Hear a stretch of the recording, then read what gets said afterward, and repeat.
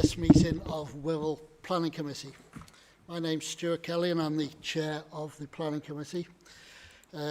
Just to advise before we start,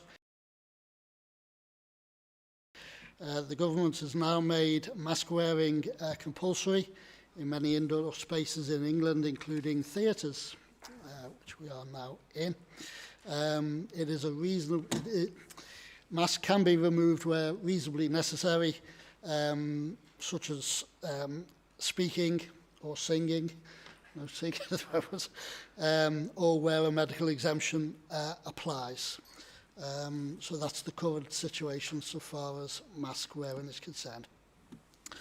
This meeting will be webcast and a record retained on the council website. For people at home viewing the webcast, if you look above the meeting, you will see a resources tab. Select this and a link to the agenda will appear on the right-hand side. This will enable you to open the agenda reports as PDF. My role is to ensure that the meeting runs smoothly, having regard to procedure, behaviour and ethics. To explain who are with us, the planning officers, a highway engineer and an environmental health officer. They will present the applications and provide any technical advice that may be required.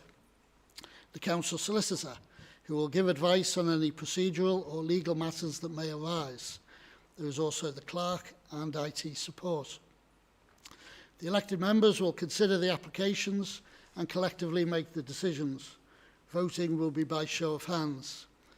Each application will be introduced by the planning officers. Where there is a qualifying objection, which can either be a petition of over 25 signatures or over 15 letters of objection, I will invite their representative to address us for 5 minutes.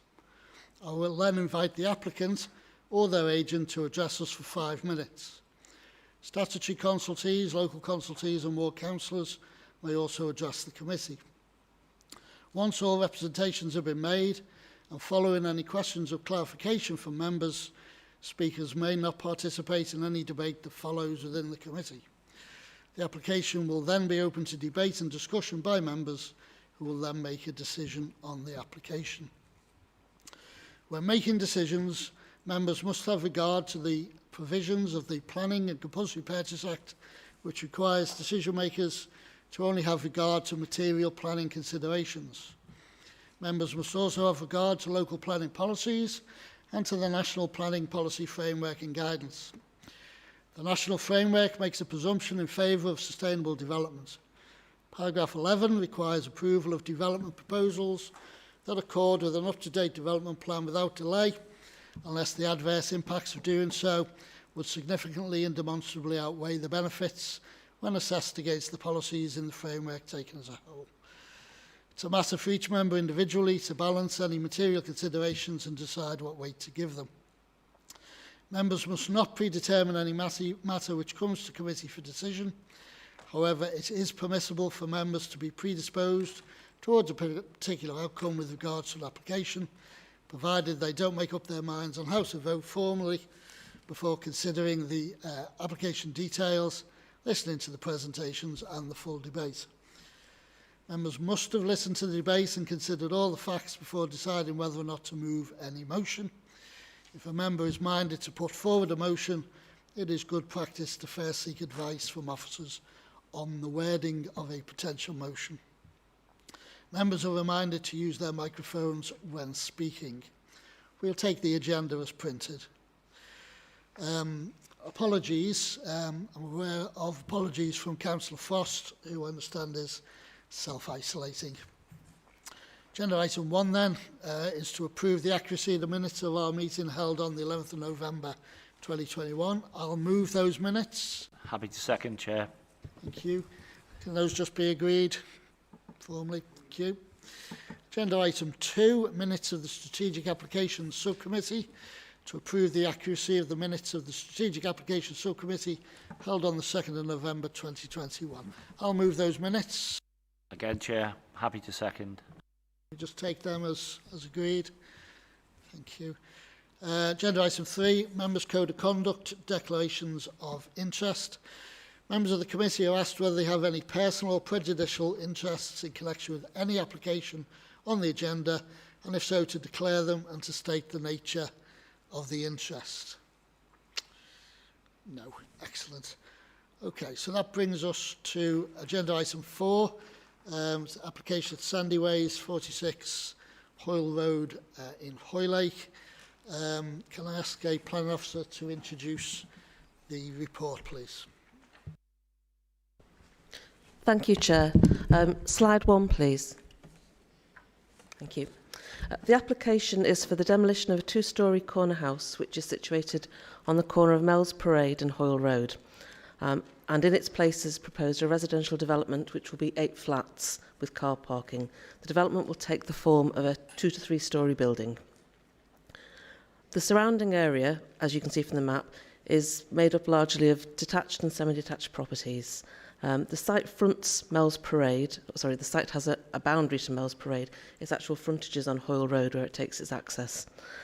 The properties in the surrounding area are generally a mix of 2-storey development, with the exception of the the property to the side of the northeast of the site, which is number 4 Mells Parade, which is a dormer bungalow. To the opposite corner is also a fairly substantial structure, which is a community centre, but by and large everything is really sort of 2-storey in the area. Slide 2, please.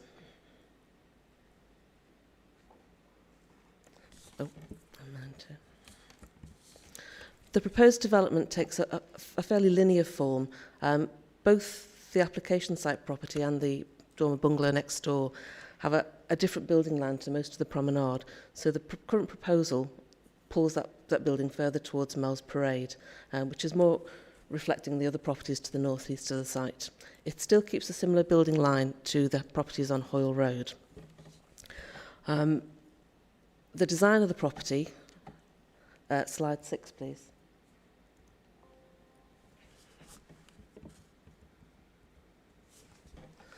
This slide shows the street elevation. So the design of the property is fairly traditional. It's tried to take on board a lot of the detail of properties in the area. So there is brick and render in the elevations. We have gables.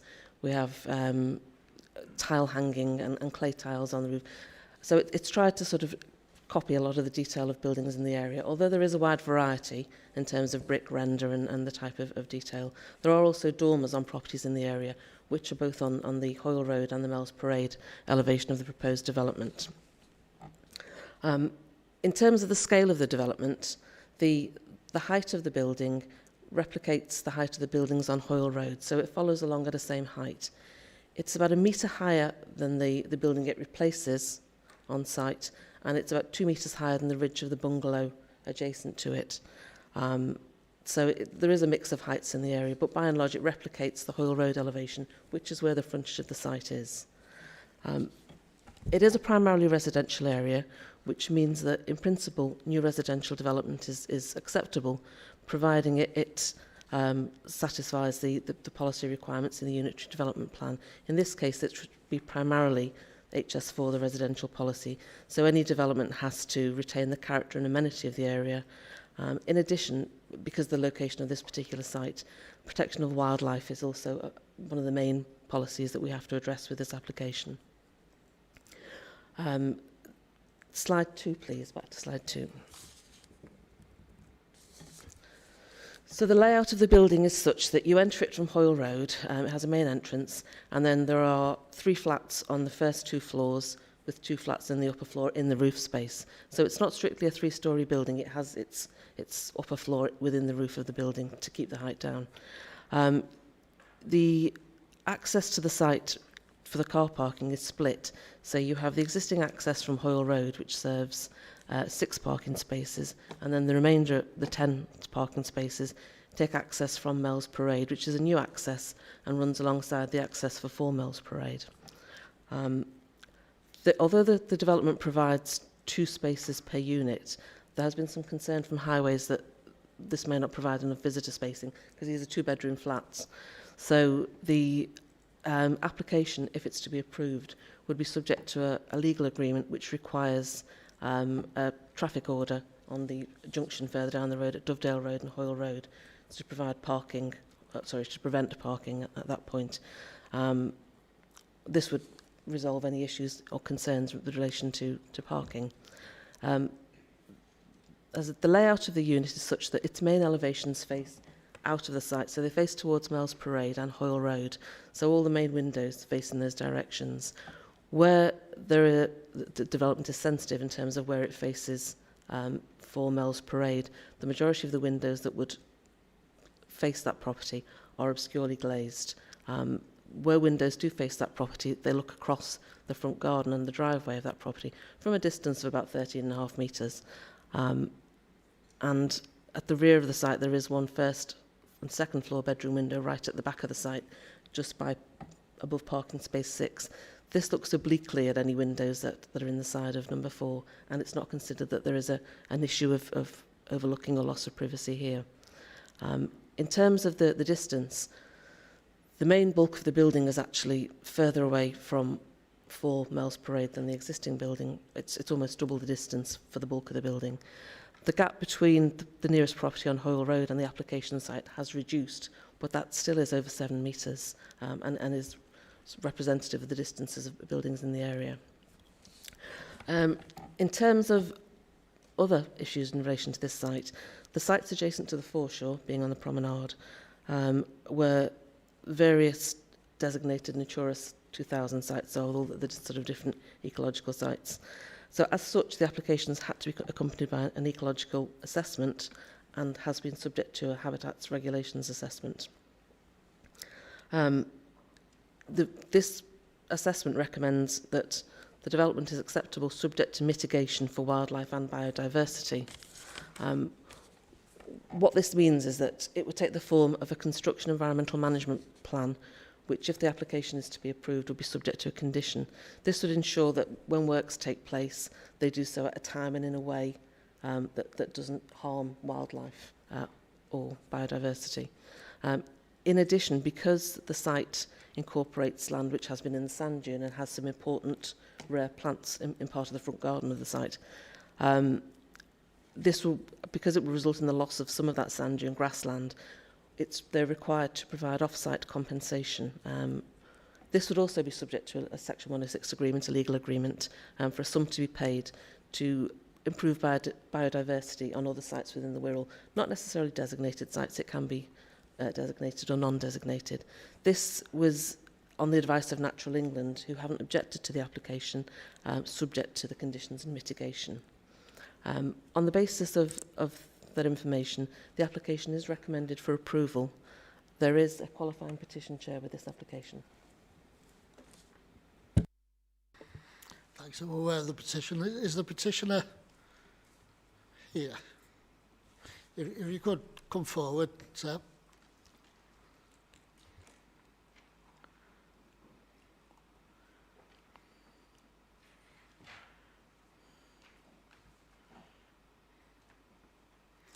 Yep, there's a touch button on the pad. It's sort of like a mouth with a...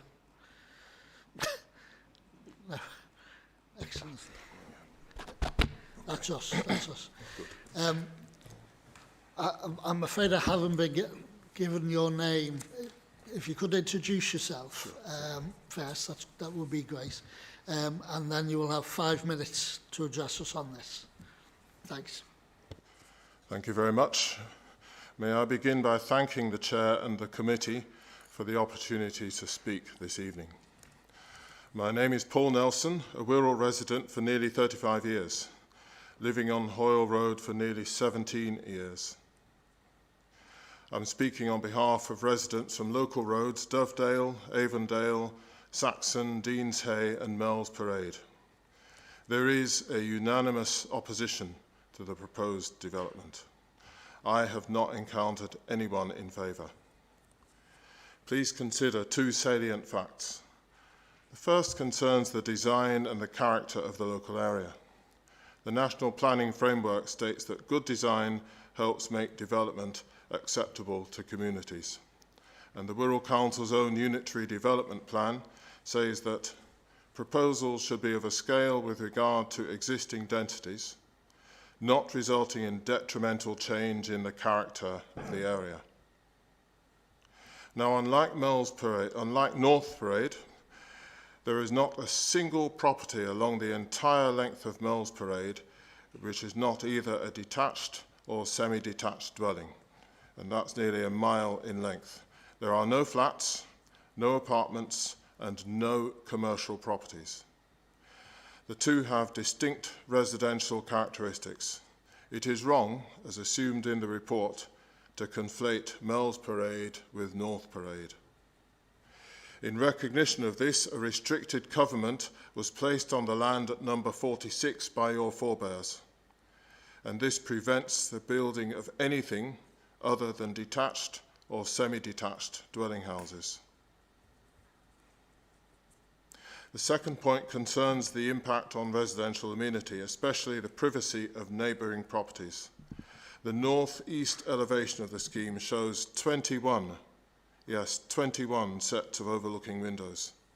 And here I would draw your attention to a confusion in the assessment at point 321, where it is described as a part 2-storey and part 3-storey building. From the plans, this is clearly a 3-storey building.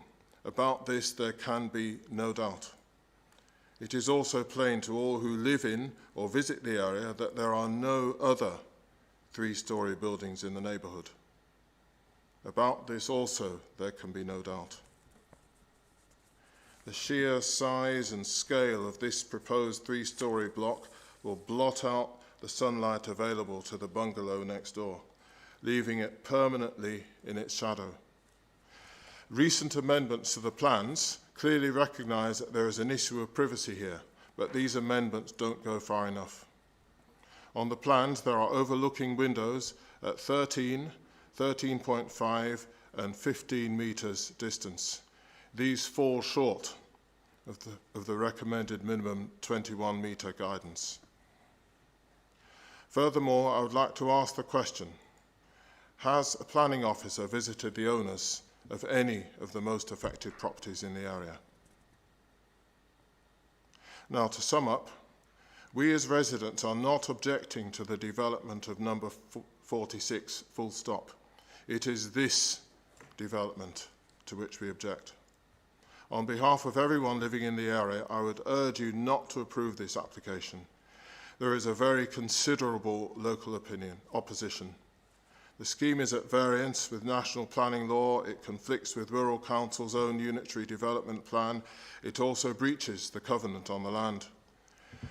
The assessment contains a number of factual inaccuracies, particularly in regard to residential amenity, and may well be subject to legal challenge. The impact on neighbouring properties is overwhelming and intolerable. This scheme is simply too big, too high, too dense and too close to neighbouring houses. These proposals will dramatically and irreparably erode the character of the area, conflicting with clause 363 in the assessment, also removing mature trees and green space.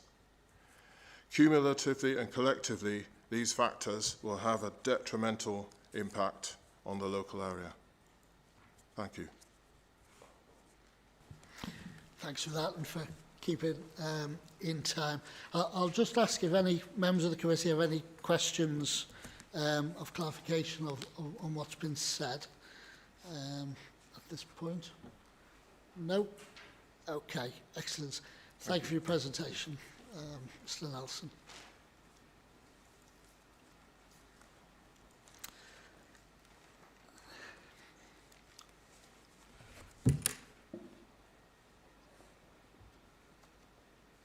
Hi. Thank you, Chair. Yeah. Again, you have 5 minutes, Councillor, to speak to us on this one. Yes, I'm Alison Wright, Councillor Alison Wright for Wells and Hoyle Road. Just wait a sec. Did read something on email that the applicant, when does the applicant have the right to reply? The end. At the end? Yeah. Okay. It's, I think we went with all the objections and then I'd like to reply, but I'll discuss it. Yeah. Sorry to interrupt you, Councillor Wright. Okay.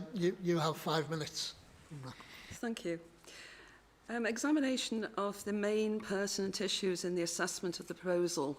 As outlined, there are further material considerations drawn out against this planning and against the planning policies, and to look closely at this report of the planning and to look closely at the representation to the committee. Firstly, to consider the principles of development and hope to draw out the main themes as indicated by the petitioner in terms of character and design of the area and the impact on residential amenity.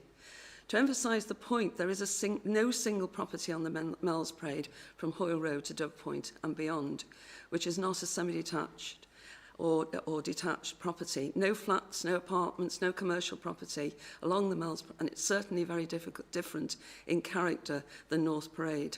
And it does not have its own residential character. And it does have its own residential character, as indeed expressed in HS4, the unitary plan criteria for new developments.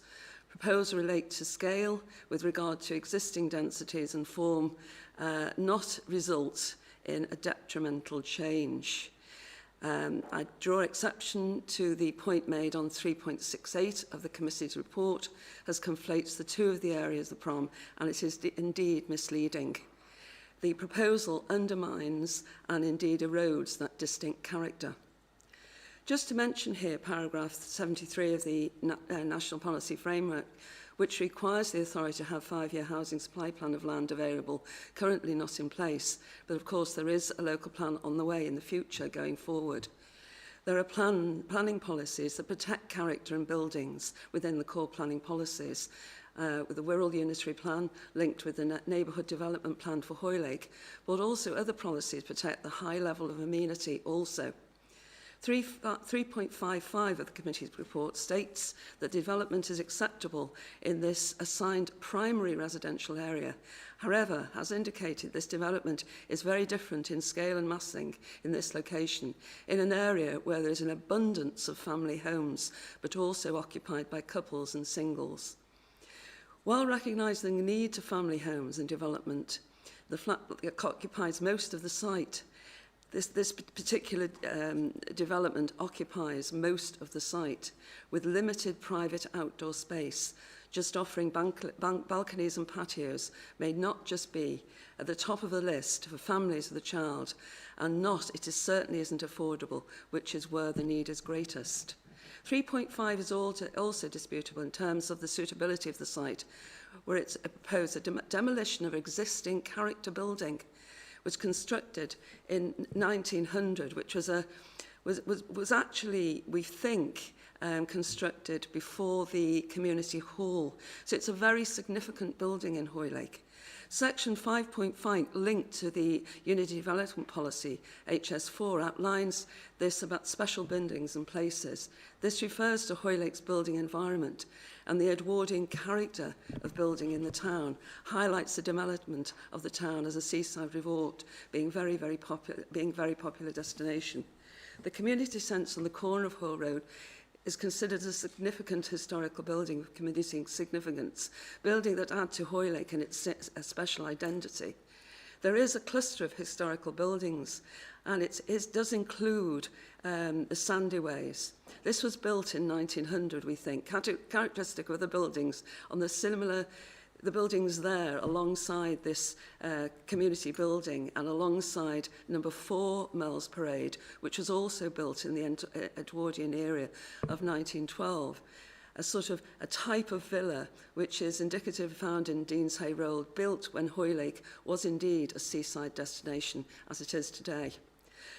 This cluster of buildings is different, but all from the same era and unique here within Hoylake. Loss of such a building as proposed is detrimental change to the area as outlined by this policy, in considering further the implications on the character of the area.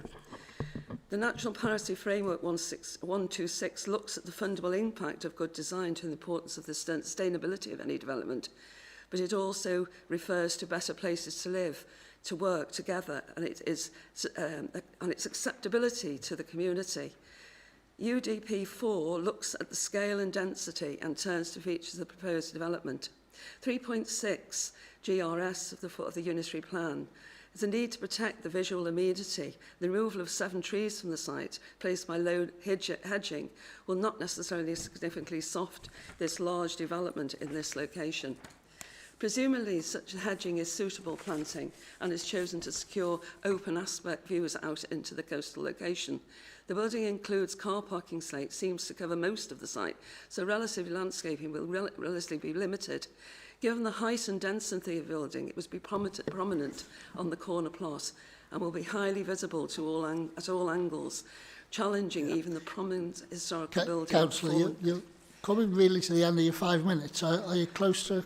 I just want to bring in the amenity side, if that was all right with you. Okay, very quickly now, please. The policy states the development scale. We're very concerned about the closeness of this building to number 4 on Mells Parade, considering the north elevation of the development runs along the full length. And clearly there are 21 windows on that, and only 5 are obscured.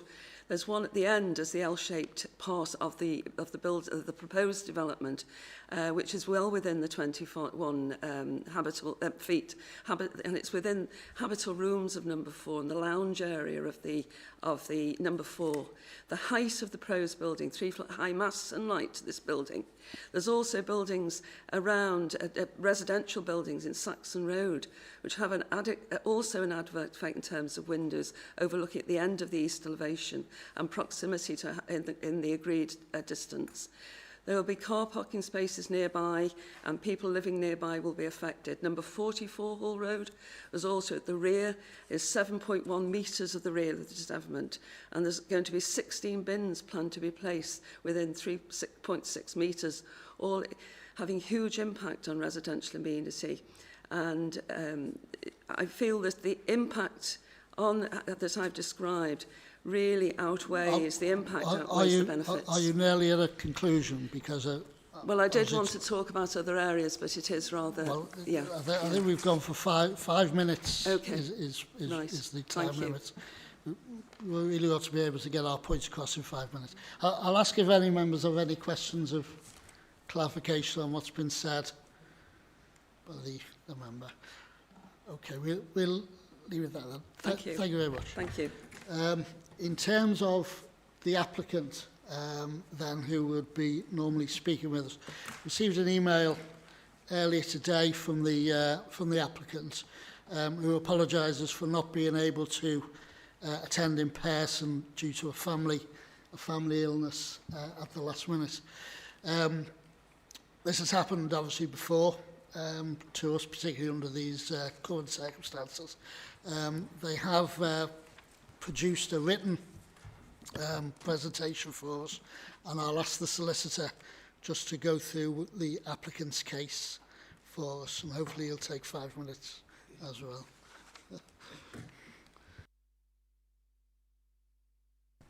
I'll time myself, Chair.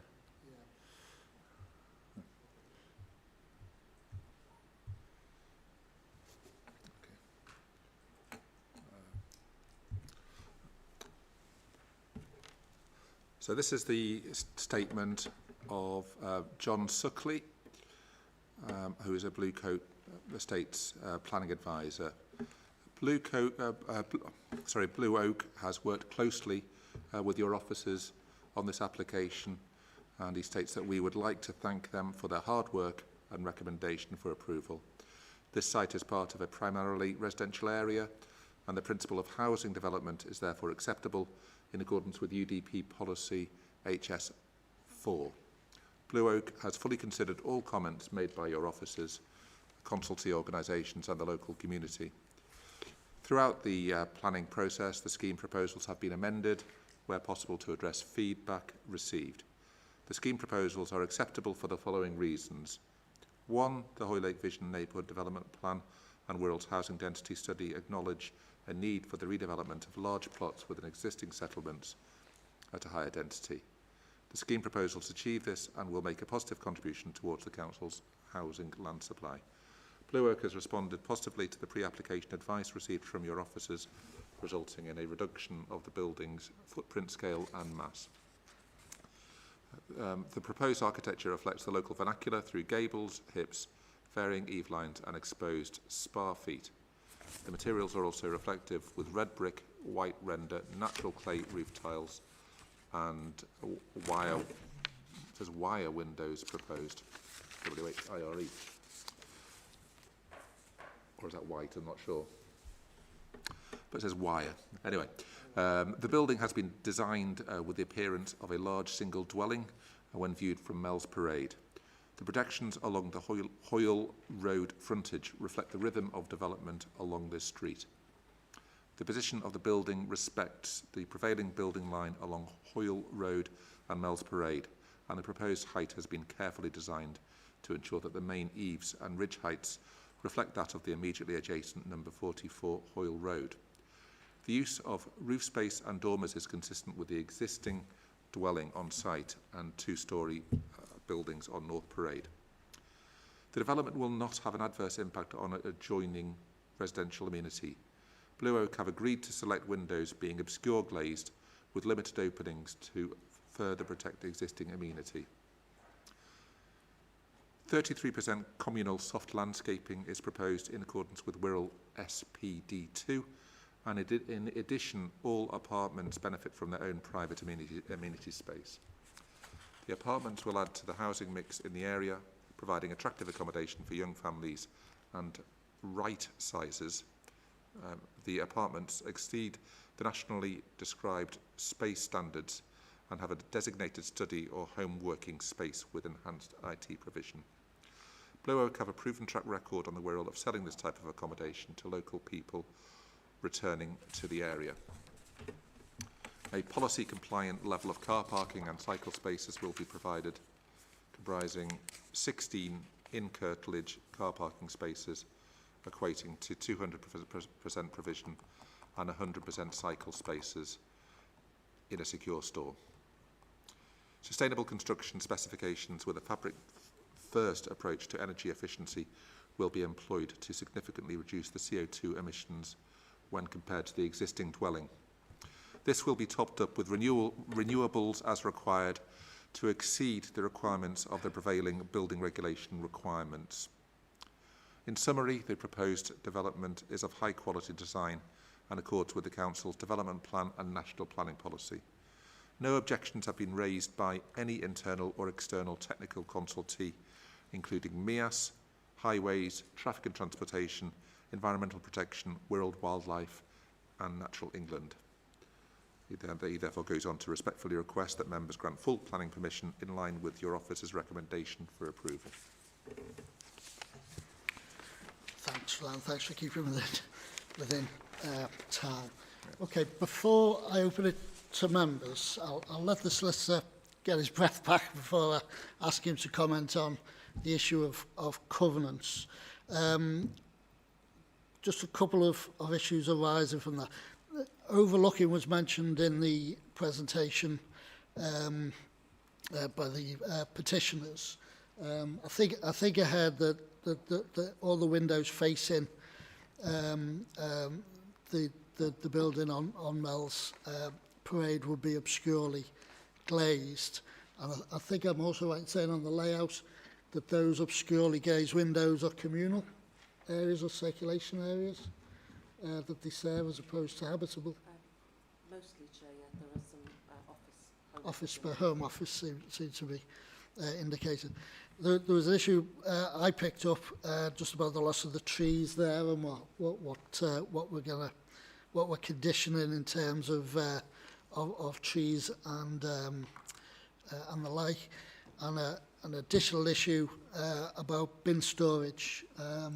Appreciate it's possible for every flat to be allocated a residual and a recycling bin, but isn't it more usual for flats of this sort to have bulk bin? I don't know what our condition says. I think it refers to a plan yet to be submitted. So if we could possibly just for me just get clarification on those issues first, then I'll come back to the solicitor and ask him to make a few comments on covenants and their relevance within the planning process, and then I'll open it up to members, if that's okay.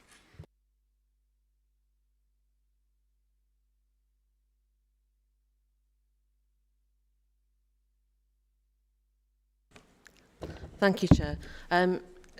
Just remind me the issues you queried, sorry, apart from the last couple. The issue of overlooking that was raised by the objectors, Okay. the issue of loss of trees and how we're mitigating, and the issue of the bin storage, Okay. 16 or potentially more, one takes recycling. Thank you, Chair. Well, in reverse order, the bin storage, the refuse area is shown on the plan to the southeast of the site, on the Hoyle Road side of the site. It is a fairly substantial area. I think it's 5 metres by 2.5 metres for 8 flats.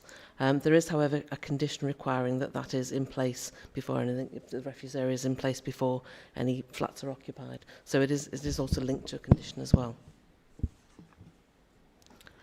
In terms of the trees, currently there was a tree survey submitted with the application, and currently there are 7 trees around the perimeter of the site on the edges. They're not protected trees. The tree survey identified them as category C trees, so that's trees that have a kind of a low amenity value, and it is proposed that they are to be replaced. There is an amendment to the landscaping condition, which is condition 4 suggested, and this, rather than limit it to the landscaping details that are provided that only showed 3 trees to be replaced, this requires further information to be submitted to provide additional trees on site. In terms of overlooking the windows, as I said in the presentation, the majority of windows look out of the site, so they look towards Hoyle Road and Mells Parade.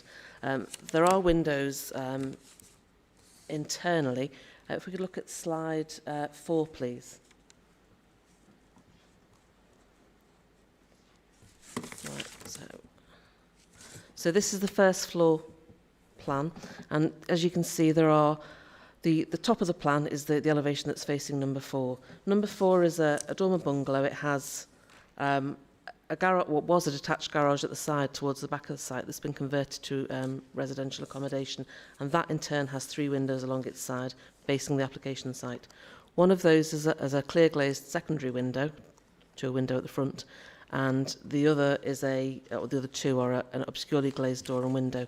So what the first floor is looking at is essentially from 12 metres away at the greatest distance where the obscure windows are shown. You're looking at actually 13 metres elevation to elevation. It's looking, you've got obscure windows to bathrooms, to home office and to the communal areas. At the very end, on the right-hand side of the plan at the top, you've got a bedroom window. It's considered that that's offset. That's something in the region of 15 metres away from the nearest window on 4 Mells Parade. And they look obliquely across, so they don't look directly at each other. So although it's 14 metres, not 21 metres, there's no direct overlooking. And it's considered it's a side-to-side relationship, and it's not considered to result in a loss of amenity.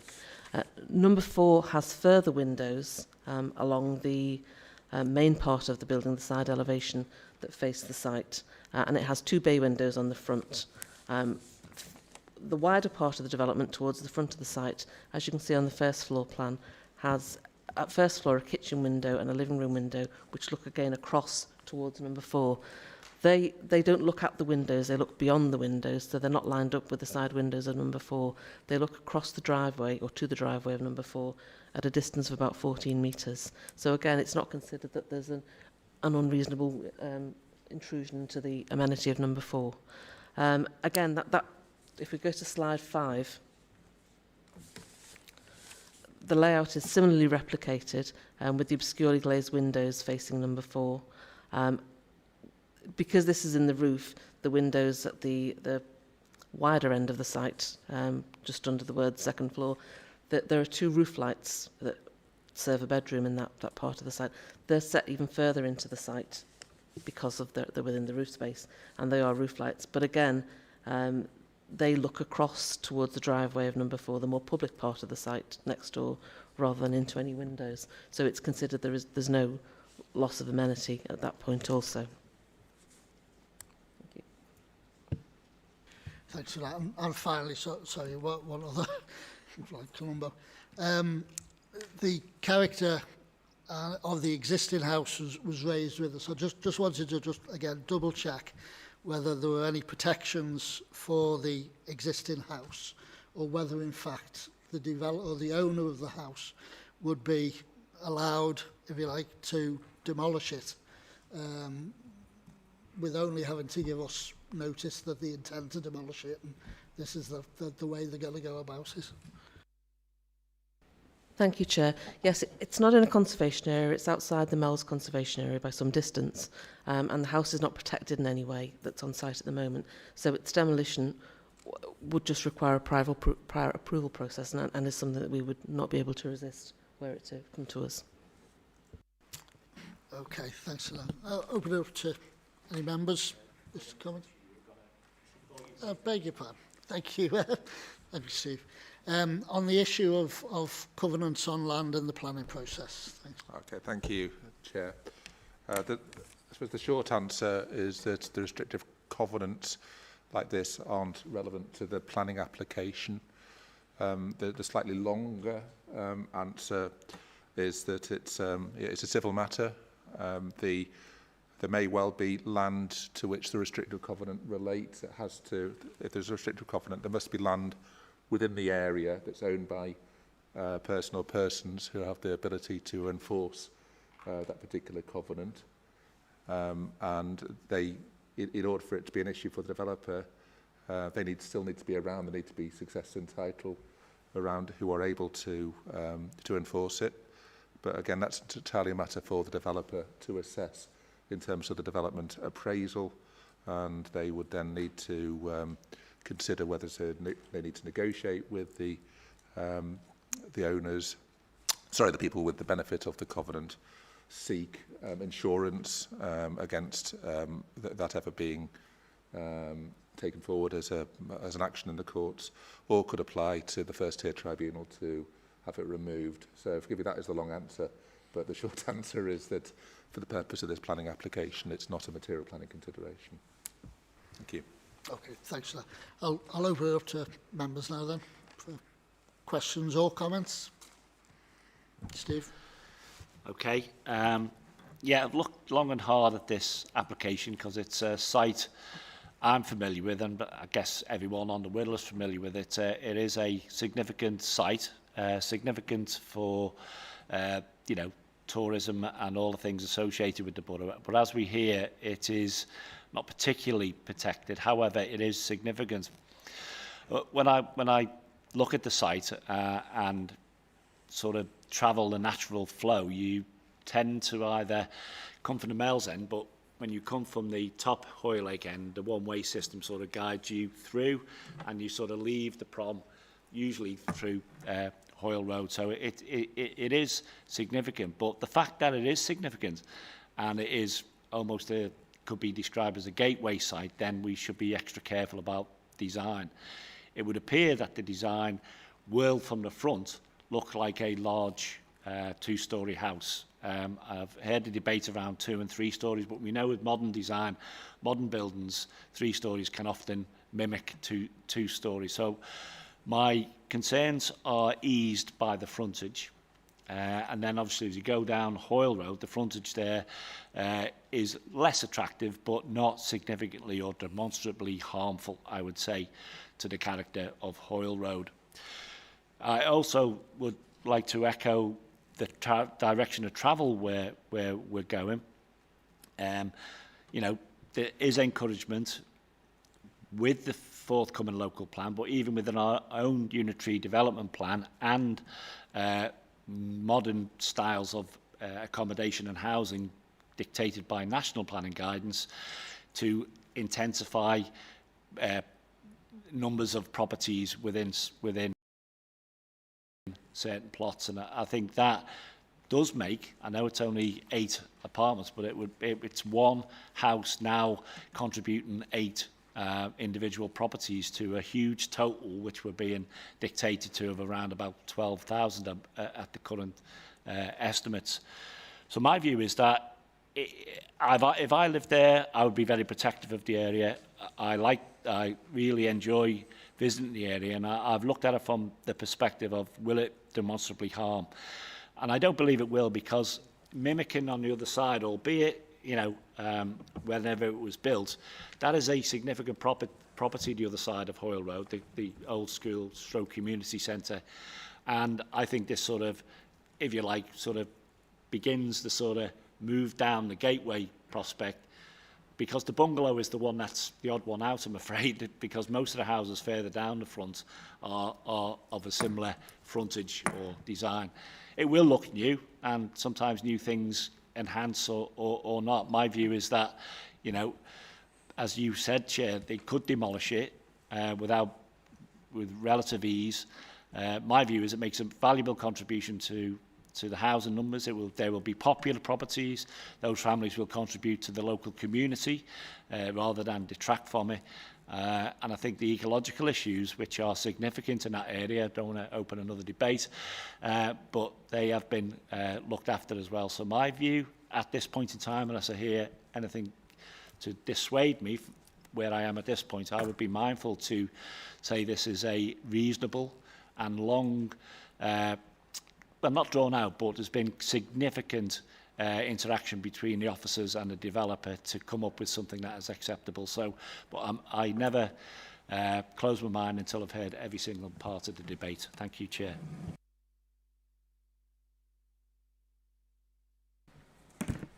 Thank you, Chair.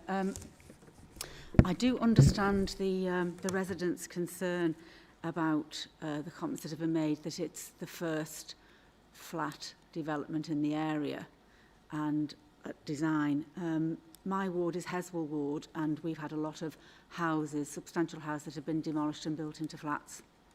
I have to say on balance that often before they're built you think they're going to look awful, and then once they're built they sort of blend into the character of the area. I would echo similar comments to Steve in terms of the frontage on Mel's Parade and then going further down into Hoyle Road. I did have some consideration or some consternation about the slight reduction in separation distances between the house at number 4, but the overlooking is to what was essentially a garage. I'm right, aren't I? It was a garage and it's been converted into living accommodation, and if we take away that aspect, if it was still a garage, there wouldn't be an issue with overlooking.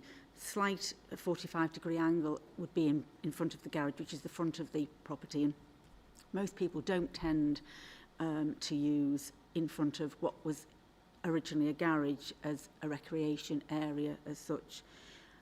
So whilst it's predominantly semi-detached or detached buildings, I have to say from my own experience that whilst residents might not want there ever to be a change, sometimes there will be, and we can't in effect stop development because it's the first of its kind. It does look a reasonable development to me, and I would like to assure residents that very often their concerns are mitigated once it's built, and certainly even when it comes to 2-3 stories. When they're built, they don't always look as intimidating as they seem on plans. So on balance, I don't personally think that there is anything in this application that I could look at to refuse that would be reasonably sustained at an appeal. Thank you, Chair. Yeah, can you just give some further details on what the mitigation will be like for the loss of June Grassland, please? Through you, Chair. At this point, we don't have detail because it's subject to a condition that information is provided and the Section 106 agreement. So there's a condition relating to construction environmental management plan, which will provide mitigation for species on around the site.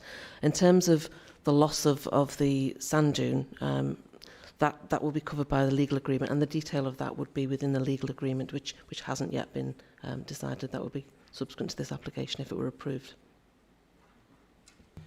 Yeah, but if we don't know in advance if there is a site that can be used for mitigation, then how can we know that it will be successfully mitigated? quite simply because we have a lot of sites on the borough, and it doesn't have to just be designated sites. It can be any site that could be subject to mitigation. This isn't actually a policy of the council as yet. So it's something that this is again and a bonus effectively, but, you know, because we're getting this with this application, and then we will be able to choose where we think it most appropriate to use this. Oh, okay.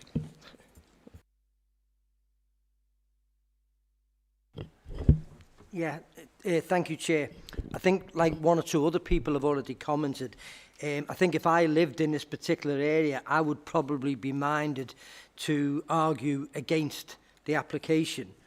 But having read all the papers and listened to everything that's been said tonight, I can't really see any sound planning reasons why this committee would want to reject the application.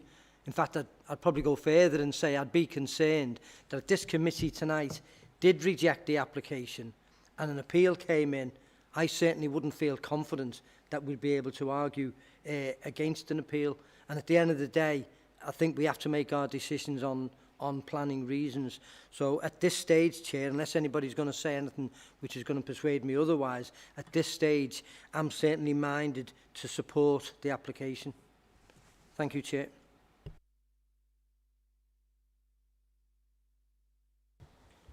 Yes. Switch myself off. Obviously, this sits within my ward, so I know the site well. And another time and place, I could have been doing Councillor Wright's job tonight, and I thank her for her contribution, which was very comprehensive. And I've seen all the residents' communication on this, and I'm aware of the angst that there is down Hoyle Road and Mel's Parade in that area. The struggle is, though, I think the developer and the architect has actually ticked all the boxes for this, and it's difficult for this committee to reject this application because it does meet the criteria, and I think they've been quite clever with the architecture. So as much as I will have every sympathy for residents, and you are in my ward, and I will, you know, take the communications tomorrow, I don't think we can realistically reject this application as presented. Thanks for that. I think it's a fair point on design. It's a very traditional design. I think it would be difficult to argue that it's not in any way in keeping with surrounding properties. I mean, it could have been a whole lot worse. We've seen the comings and goings elsewhere in Hoyle, further down the road. And we've been successful at resisting an appeal, you know, poorly designed properties, poorly designed applications in the area. It is a traditional design. I think it sits well. In terms of how many stories it is, that's one element, isn't it? How many stories? The other element is how high is it overall, and as it's demonstrated, I think in the plans. It shares the ridge height with nearby properties. I think the point's also ably made that the old school there, the community centre, is a large building in its own right, and whether it acts as a bookend to the end of that road there, it appears to me that it would complement it. I don't think it's quite right to say there's no flats in here. I think at the Birkenhead Road end of Hoyle Road there are existing flats which are, again, probably 3-storey, but take their cue more from the larger buildings in the retail area there. I think I agree with what colleagues have said, and based on that, if there's no... Harry, are you indicating to ask a further question? Sorry. In which case, I'll move approval. Is anybody Prepared to second that, Chair. okay? Okay. Yeah. Just for the purpose of the minutes, the report has a recommendation approved subject to a Section 106 agreement. I suggest that if you would be content, Chair, to include the reference to contribution to off-site highway works and the contribution to biodiversity credits for off-site compensation works relating to Dune Grassland. I think that should be within the proposal, Chair, rather than just stating subject to a Section 106 agreement. Okay, yeah. that's fine. Is that okay? If that can just be reflected by the Provided Councillor Kenny's happy with that. Yeah. Councillor Fowles, front of me, yeah. I think that makes it clear. Yeah. Moving approval then. I think we had some amendments to some of the printed conditions as well in the supplementary agenda that were referred to in the presentation. If there's no further comments then, Harry? Yeah, can we just have an explanation why Highways have objected to the number of car parking spaces being too low when our own policy, SBD 4, is that we should have one per flat?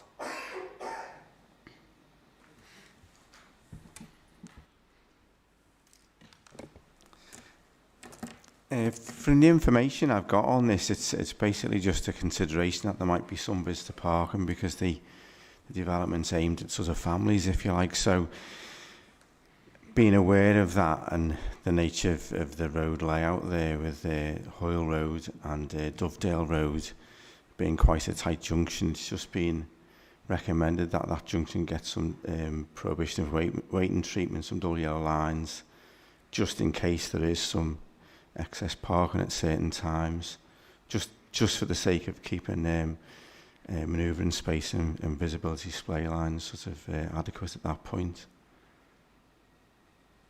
Okay, so is that taken into consideration that the site is within good walking distance from train stations and the bus?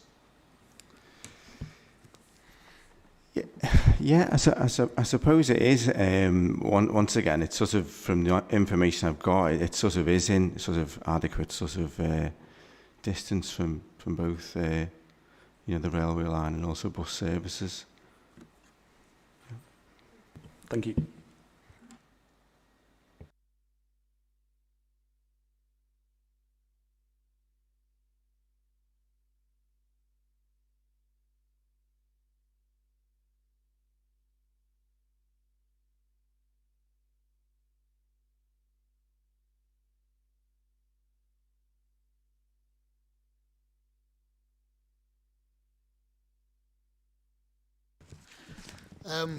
That application has been approved.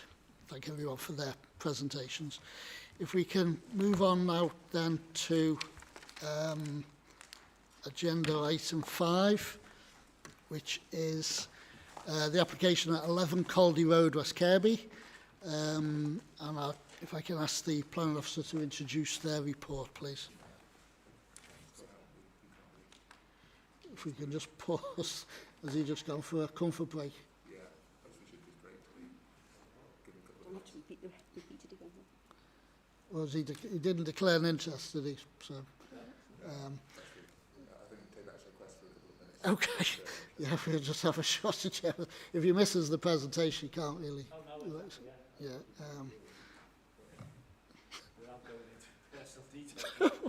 No.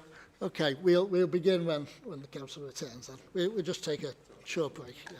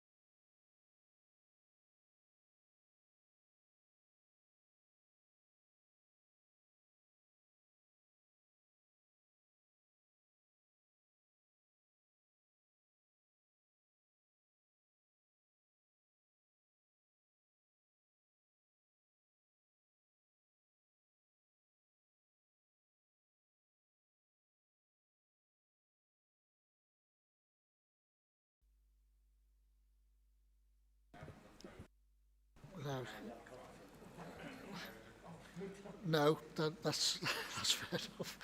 Are we Are we ready to resume? We were never off air. Okay, so I'll go back and ask the Plen Officer to introduce agenda item 5, please. Thank you, Chair. This application is before members as a request to take it out of delegation has been received from Councillor Green on the following grounds. The proposal constitutes overdevelopment to the site due to the scale and height of the proposed apartment block. The scheme has a significant impact on the amenity of residents in the immediate area, and of particular concern is the overbearing nature of the proposed development in relation to numbers 13 and 15 Caldey Road. An objection has also been received from Councillor Johnson on the grounds that the proposal will create a sense of enclosure and oppressiveness and will impact on the living conditions of those occupiers, and a request for a sunlight and daylight report was made. In addition to that area of concern, she's concerned that the cumulative impact of the development and their impact on the highway and health and safety risks to Avalon School. In addition, we've received a 37 signature petition and 20 objections, which are summarised in the report. Have slide 9, please. Sorry, I should have sent that. The application site comprises of a detached bungalow and a generous plot on the eastern side of Caldey Road. The adjacent property at number 9 is also a bungalow, and number 13 is a 2-storey semi-detached house. The area is characterised by large properties in generous plots. Could I have slide 11, please? The application is made in full and is for the demolition of the existing bungalow and the construction of a Part 2, Part 3-storey apartment block containing 6 units. In terms of design, the proposal reads as a large detached dwelling. The proposed materials will be predominantly brick, with render detail into the front, red roof tiles, aluminium sheeting side dormers. The design includes large glazed gables and front balconies. Could I have slide 10, please? The proposal includes 12 off-street car parking spaces, bin storage and cycle storage. In terms of communal outdoor space, the landscape area equates to 40% of the site, which is in line with our policy. It's proposed to remove some of the existing trees on the site, which were classed as category B and C, which again, as mentioned before, is fairly low. A condition requiring replacement trees is attached to ensure that there is no net loss. There's an amendment to the wording of condition 4, which I'd like to report verbally, please. Do you want me to read out the changes? Condition 4. Condition 4 should read, the dwellings hereby permitted shall not be occupied until a detailed scheme of landscaping hereby approved has been submitted to and approved in writing with the LPA. And the landscape provisions shall be implemented in full. Put that down, thank you. In terms of the impact of the proposal on the residential amenities of surrounding occupiers, the interface distances between... Oh, sorry, can I have slide 10, please? In terms of the impact of the proposal on the residential amenities of surrounding occupiers, the interface distances between those properties to the front and rear of the site can be comfortably met. Could I have slide 12, please? In relation to the 2 flanking properties, amendments have been secured to remove habitable room windows from the side and replace these with obscurely glazed non-habitable rooms. Could I have slide 10 again, please?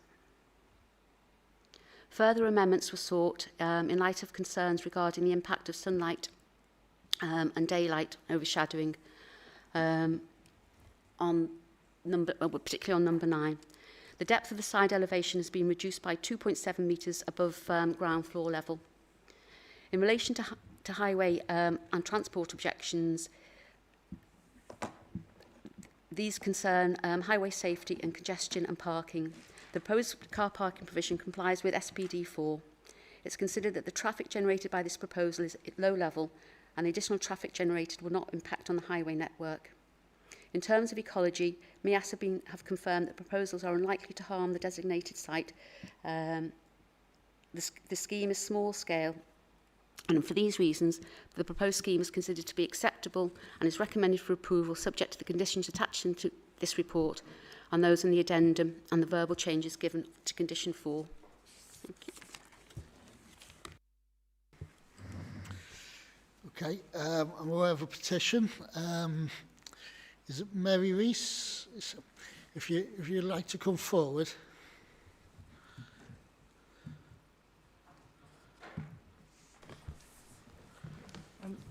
I don't do much public speaking, but I tend to keep my mask on. Is that all right? Can you hear me? Yeah, you probably have to speak slightly louder just to get past the mask to the microphone. Okay. Okay, yeah. Mary, you have 5 minutes. Okay, thank you for giving us this platform to have our say. I'm Mary, and I represent the petitioners and their families. We understand the need for more housing in Wirral and nationally, and that no area is exempt. But we do not think this is the right development for this site. On this small stretch of Caldey Road between two side roads, 30 to 40% of the available properties have already been redeveloped, all by the same developer. On opposite 7 to 11 Caldey Road, they built 6 mews houses, replacing a car dealership. These can be described as family housing. The price has come down a bit in the last year. The development at Caldey Road, the proposed development, would be a mirror image from the front of the 6 two-bedroom flats at 7 Caldey Road, now nearing completion. So these flats are primarily aimed at owners of large detached family houses wishing to downsize, release their properties, their own properties for redevelopment, and hopefully increase the amount of affordable housing in that way. Okay. The development at number 7, which is nearing completion, was not opposed by the immediate neighbours, simply because of compassion for the young bereaved occupant. So this should not be used as any sort of precedent for the development at number 11.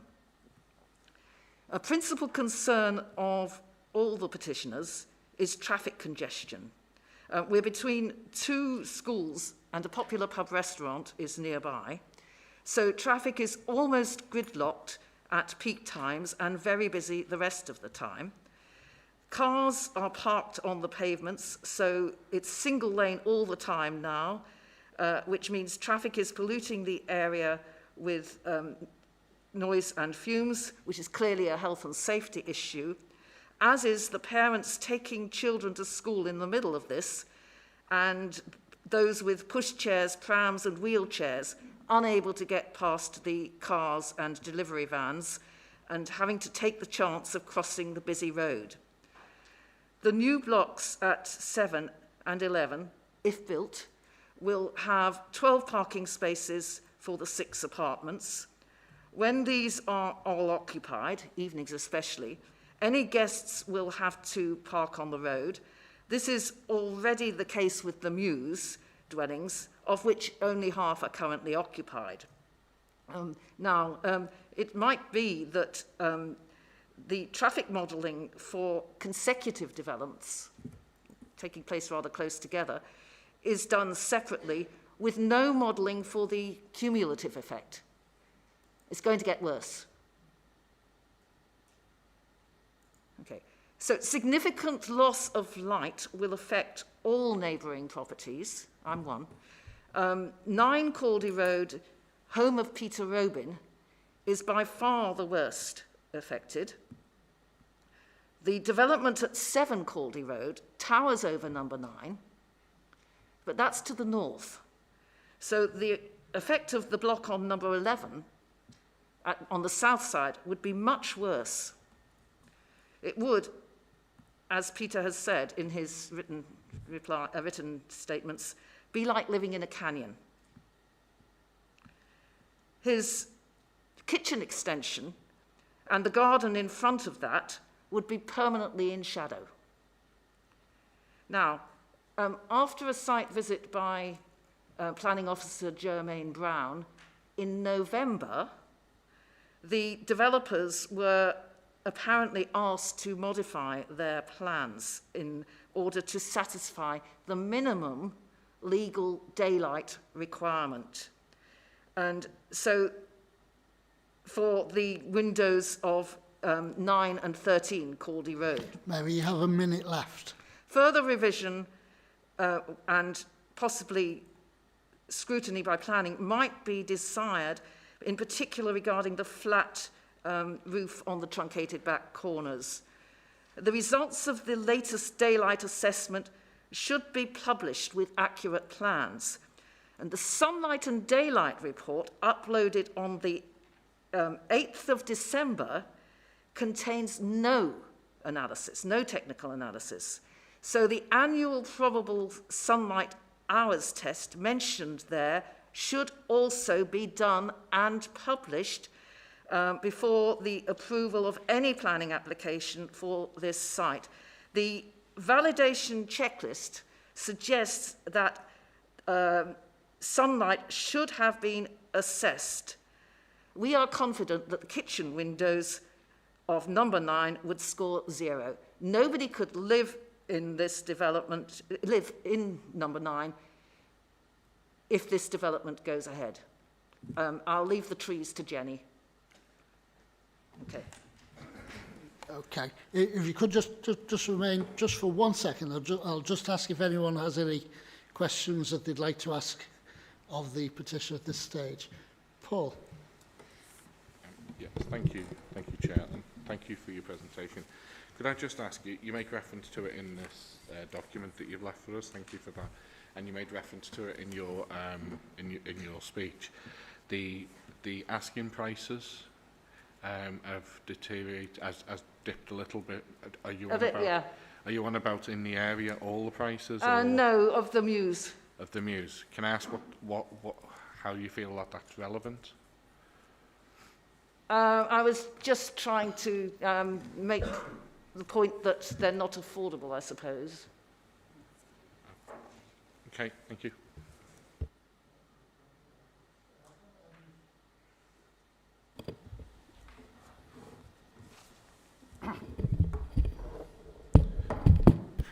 Thank you, Chair. I'm just curious about the information that you gave regarding the excessive traffic on Caldey Road. I visited the area yesterday morning between 8:20 and 9 o'clock, and I saw. Sorry. Sorry, yeah. I saw a number of people taking school children to school, mostly going to St Bridget's School. And I went for a walk and I followed the people that were going up to St Bridget's, and the majority of people that were taking children to St Bridget's were parking in the car park of Hickories and then walking up. I didn't see any traffic at Avalon School, and I was there from 8:20 till 9 o'clock. The main issue of traffic was caused by the contractors that were working on number 7 Caldey Road. And are we moving to a question, Bruce? Sorry? It was a question rather than a challenge. Yeah, the question is, where is all this traffic coming from? I didn't see it. And the only traffic that I did see, or the only congestion, was from the contractors that were working on number 7 and the contractors that were working higher up Caldey Road. So what have I missed? Thanks, Bruce. You don't have to ask it twice.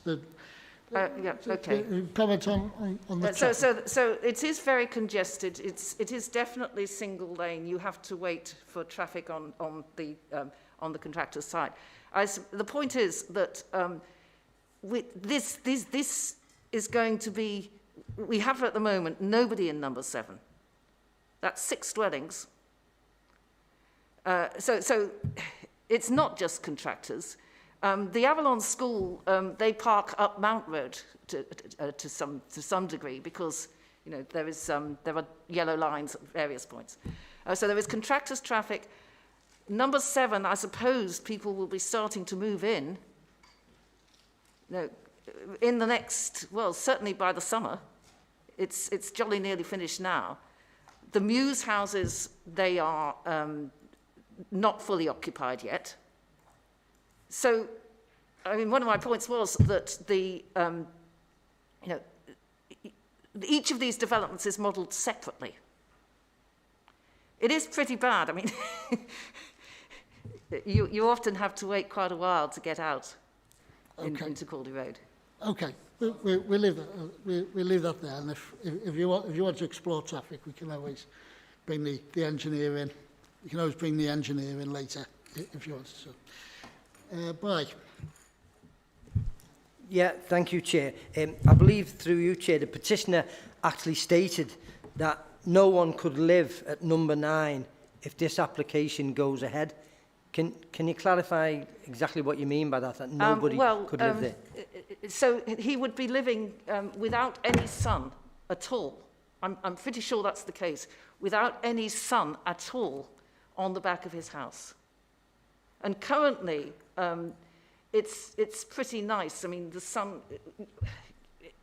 he gets sun even in the middle of the winter. I mean, he gets about, I've been looking the last few days, he gets 3 hours sun on the back kitchen, on the kitchen and the bit of the garden that goes there at the moment. That will completely go. He will have no light at all on the back of the house. And, sunlight is important to well-being. It's in the circumstances of, in such circumstances where a neighbour would be built into a canyon, I believe that the validation checklist requires that a sunlight assessment should be carried out. And the fact that daylight has been satisfied doesn't help, because the direction of the daylight that is I think, more or less due east, that they've done by cutting out bits of the apartment block. Okay. Okay. Thank you very much for your presentation. Where are we now? Councillor Johnson? Yep.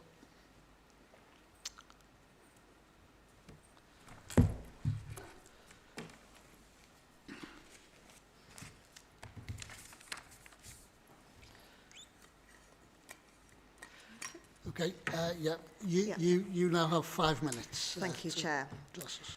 The application seeks to replace a bungalow with 6 apartments set over 3 stories. This constitutes overdevelopment of the site and has a significant impact on the amenity of other residents in the immediate area. Of particular concern is the overbearing nature of the proposed application in relation to number 9 and 13 Caldey Road and the wider community.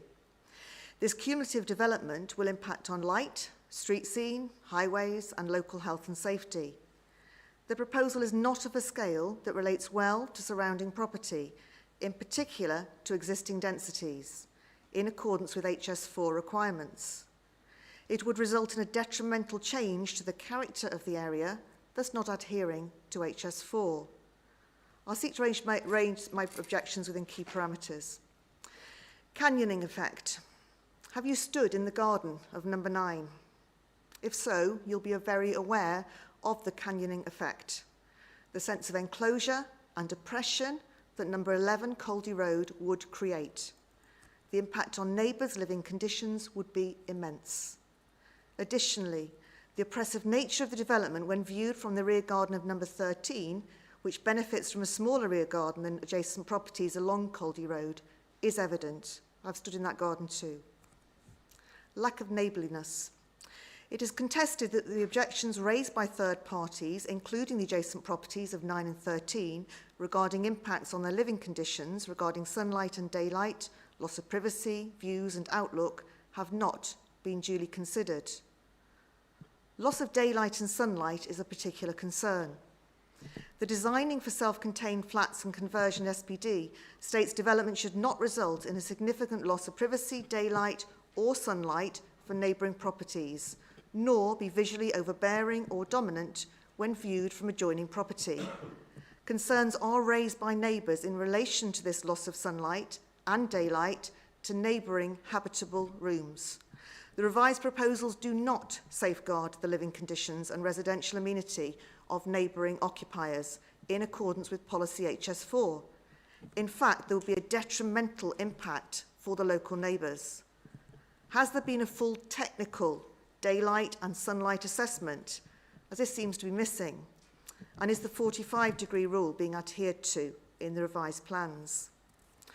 Locality and car use, health and safety would be impacted with the increase of another 12 spaces for cars. Currently a bungalow residence, presumably with 2 cars normally.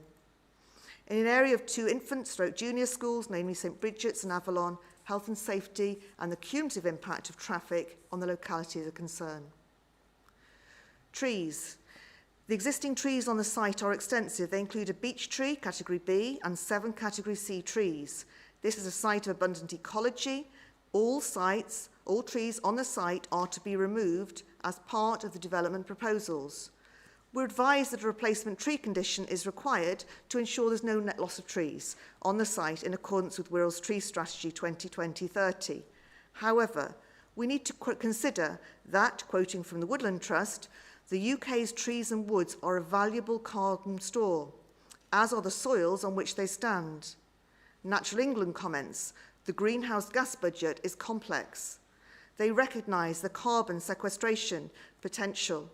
We all know that replacing old existing trees with new ones is not in keeping with our climate emergency response, as announced by Wirral Council.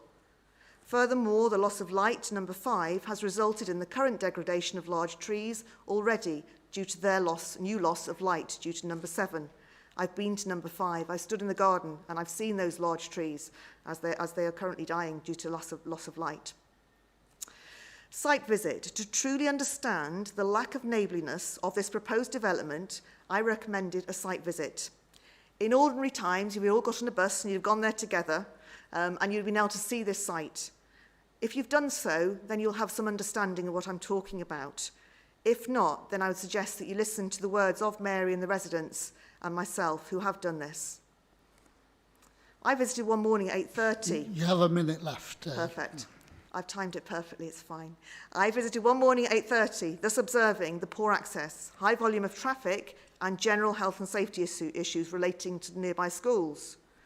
With the residents, as I said, we went into 3 local gardens to observe the impact of the proposed developments and spoke to locals accordingly and felt the possibility of canyoning impact and potential loss of light and sunlight. Ultimately, this is about the impact on our locality and our residents. For one moment, please imagine being an elderly gentleman who likes to garden, who has endured many months of building on one side and wants to enjoy a light-filled garden, sunshine on his face. Please can you move to reject this planning application? Thank you. I'm just going to ask if any members have any questions they wish to ask at this point. Yeah, go on. Can I ask a question? I mean, do you not consider the actual size of the plot will allow sunlight at certain points at certain times of the day? And I'm not trying to compare the previous application with this, but you know, there will be access to sunlight. You make it sound as though the place will be in complete darkness from all the plot. It doesn't appear to me, but you see where I'm coming from. Have you visited the site, Councillor Foulkes? I haven't, but I'll make it quite clear. I will listen to those who have visited the site. I've already had one contribution from Bruce, so I will take on board what they say. I'm just looking at the sort of size of the plot on the overall map. You do accept there will be some sunlight. You try to describe it as total darkness, and I don't think that is the case. Right. The point I made, and actually in my representation, I said I recommended that all members of this planning committee visited the site. And I think it's a real shame if you haven't been able to had the time to go and visit that site. It's a busy time of year, and I recognise why, with work commitments and such like. But no, it is completely a canyoning impact. I felt already an overbearing influence of the flats that have been recently built and have finally been constructed of one side, the fact that's taken a year out of this elderly man's life to have those constructed, and the thought of it being replicated on the other side, it's different from a one-sided response, which is what we were looking at in that first application. This is an overbearing, overshadowing situation where you are blocked out on both sides, and I didn't know whether to call it a cannon or a canyon, but in terms of how you would feel completely and utterly overshadowed within this site. And as I say, if when I looked at this, to be fair, I didn't know how that would feel. And I think I sort of initially thought, as you're thinking now, is that really an issue? Is there really going to be no sunlight? I've stood in that man's garden and I have seen that one side, and I can envisage the other side being the same. And the loss of amenity space for him is absolutely enormous. He's a real gardener, apparently. Haven't met the man, but met his daughter. And he apparently loves his garden, and he would lose his life. He's an elderly gentleman who chose to buy a bungalow. Right. All very nice, but only one part of your answer was related to planning issues. Yeah, overshadowing. But thanks for your response. And I say, I normally visit every single site that comes to this application, and I do admit this is one I haven't been to. So we'll listen intently to those who have visited. Thank you.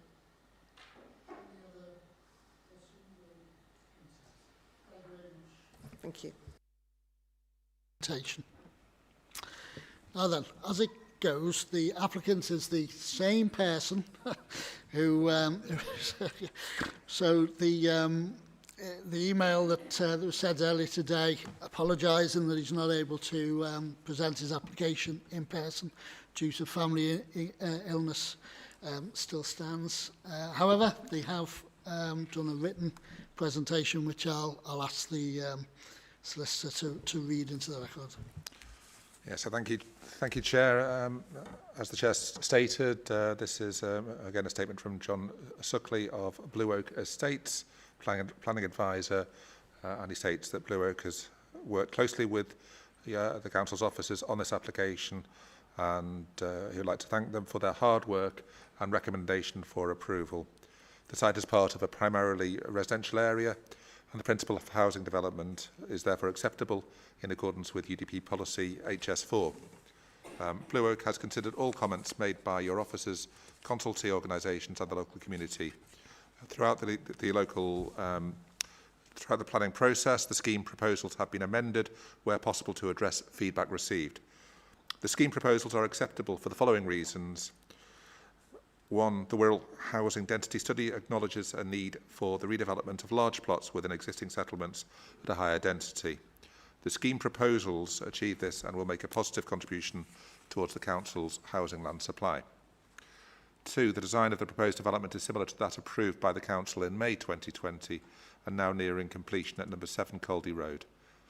The proposed development has a stepped gable approach to respect the building heights of the adjacent properties, which results in the main ridge height of the proposed building being similar in height to that of number 13 Caldey Road.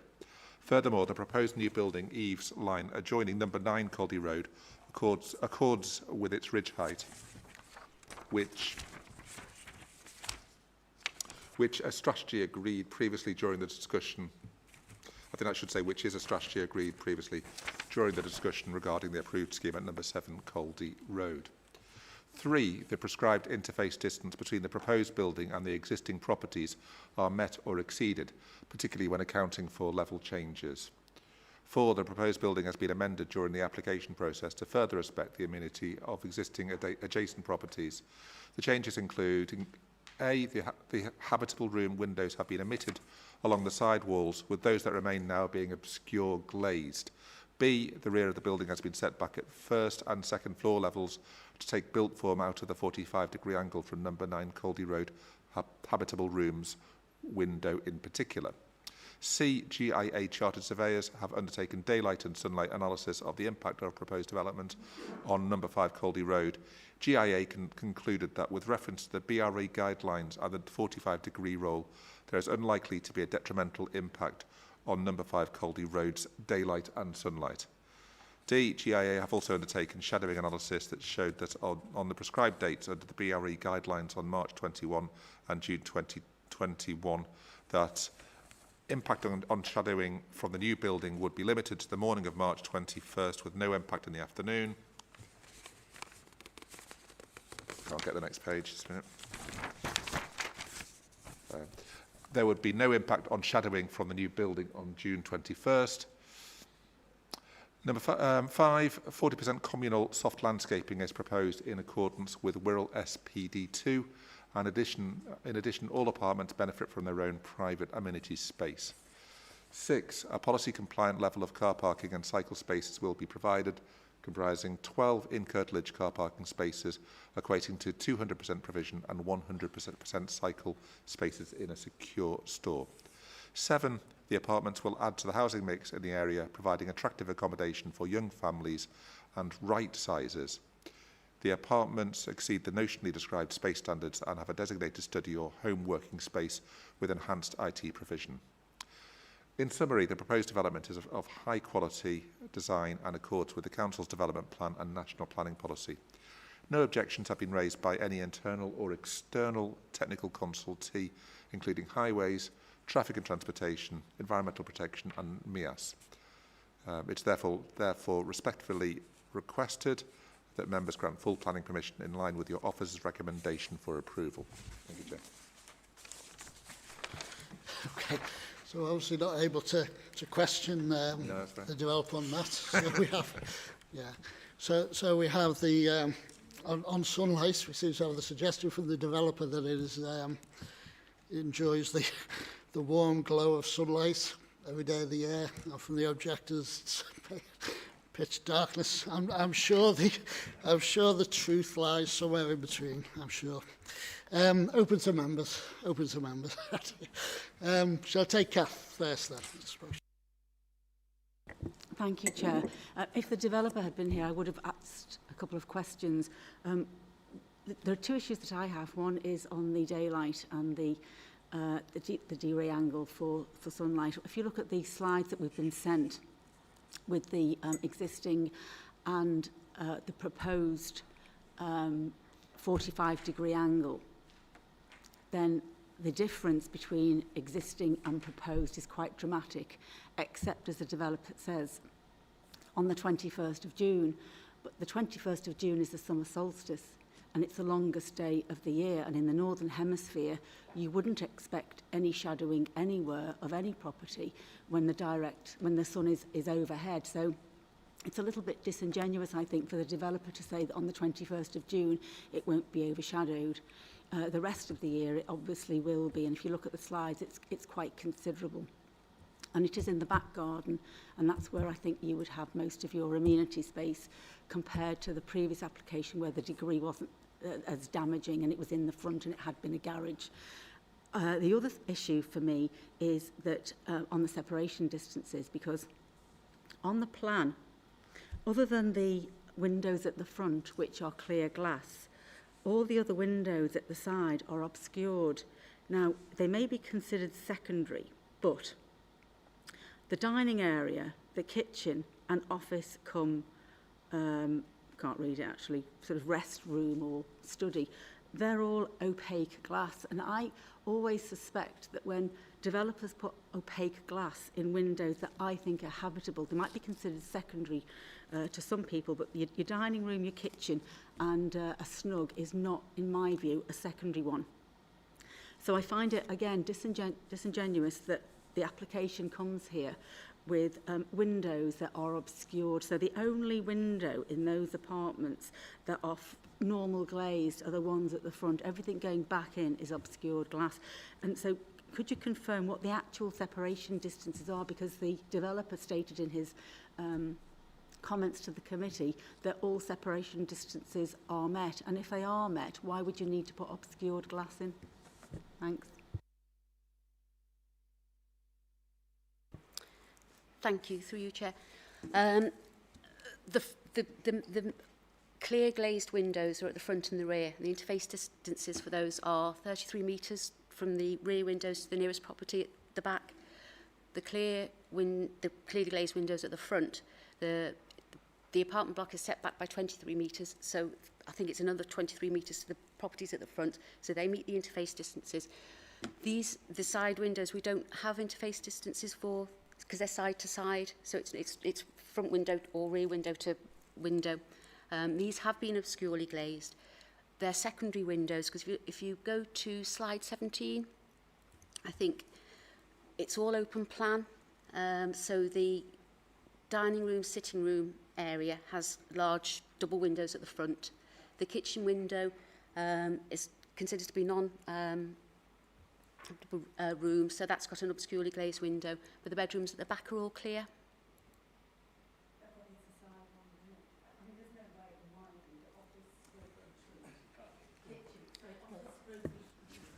Office stroke retreat. I've never heard it called that before, to be honest. Kitchen and dining area. You know, can you imagine living there? They must, the separation distances can't be met because they wouldn't put opaque glass on otherwise.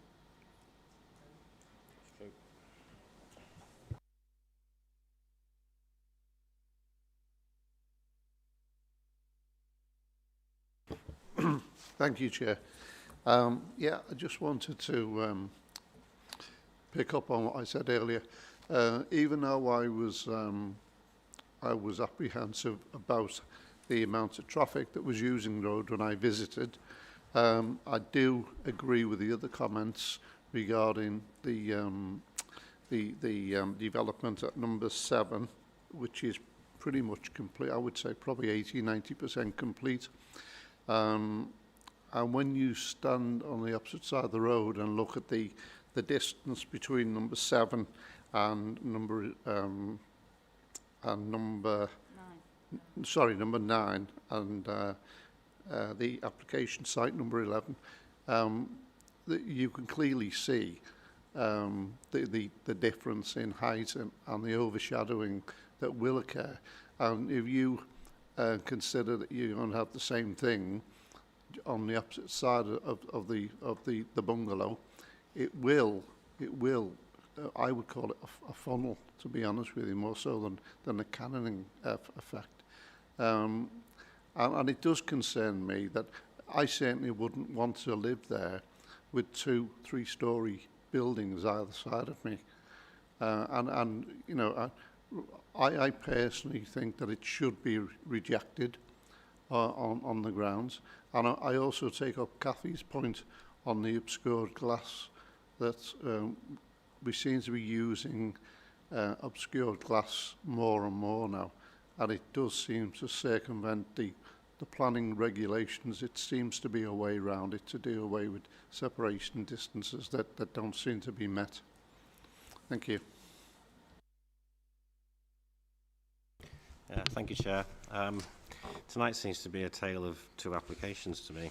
I have visited the site, and what I would say to Councillor Fawkes is, you know, you do have to visit this one. I spoke with Councillor Johnson earlier in the week. She made representation to me about the site, and I said, well, I will go and look.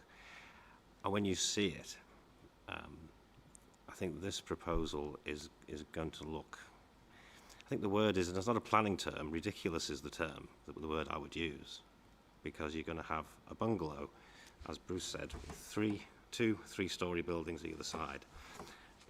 And there is topography to the land where it rises, and it will look overbearing, and it will be totally out of keeping with the street scene, apart from the fact that, you know, slowly the street scene is being changed with these developments. And whilst in the previous application, a lot of work seemed to have been done and it met regulations, and okay, people weren't happy, but you could still see that you could, you know, there's planning arguments were met. With this one, I really can't see that it meets HS4 in terms of it will look overbearing, it will appear out of keeping, and it won't enhance that street scene at all. It will make it look ridiculous. And, you know, I do have words for refusal. I'm open to the rest of the debate if members want to contribute, but I just think this it's a step too far down there, this development.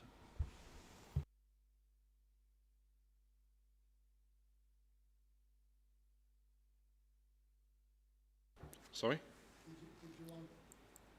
No, I just wanted to contribute. Yeah. So,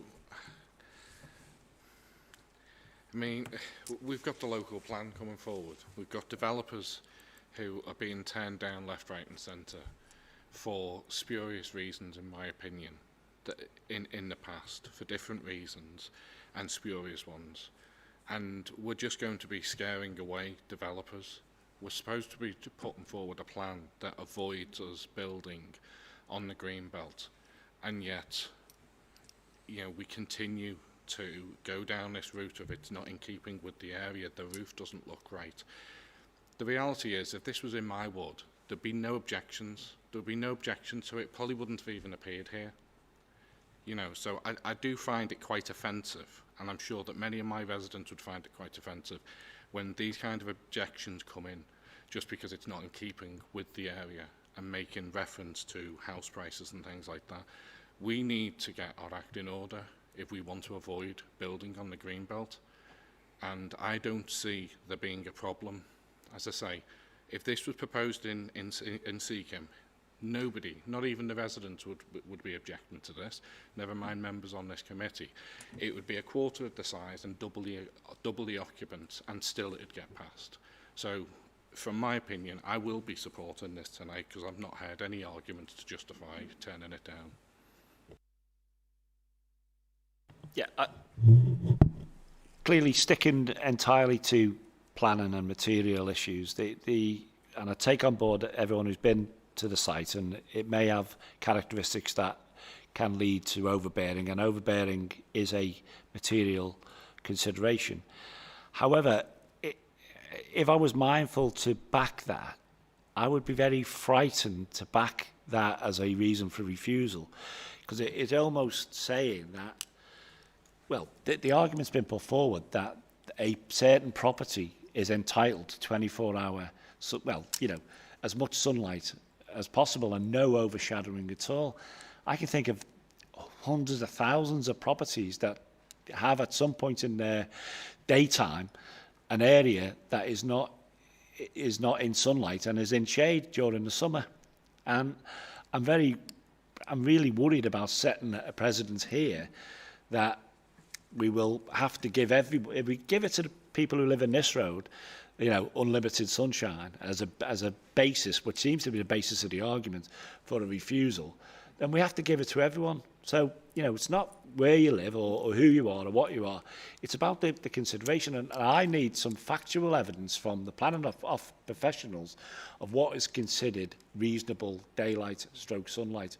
Because at the moment we're going down a very, very shady path. We're going down a path where I'm confused as someone who's sat on planning for a very long period of time.